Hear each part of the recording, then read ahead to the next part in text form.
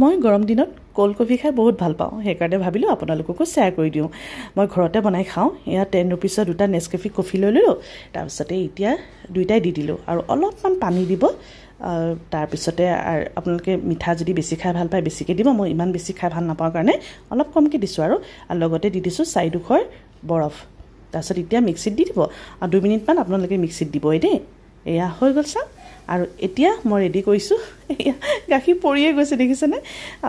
এতিয়া মই আমুল গোল্ড দিছোঁ আপোনালোকে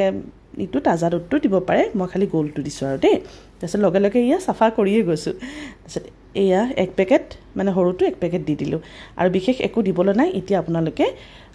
মিক্সিত দি দিলে আৰু ৰেডি হৈ গ'ল আৰু কিন্তু এই চকলেট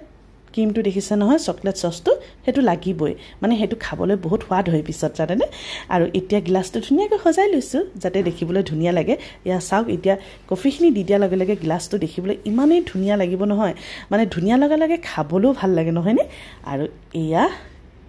খাবলৈ হৈ গ'ল আৰু এতিয়া মই টেষ্ট কৰিটো চাবই লাগিব নহয় জানো এয়া চাওক খাই আছো ধুনীয়াকৈ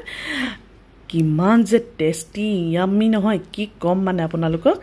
আৰু মই বহুত মানে বেলেগ বেলেগ ষ্টাইলত খাওঁ এটো একেবাৰে সিম্পল হয় সিম্পলৰ পৰা মই ষ্টাৰ্ট কৰিছো একদিন মই কোল্ড কফি আপোনালোকক ৰেচিপি দি থাকিম বাৰু দেই ঠিক আছে আজিলৈ বাই বাই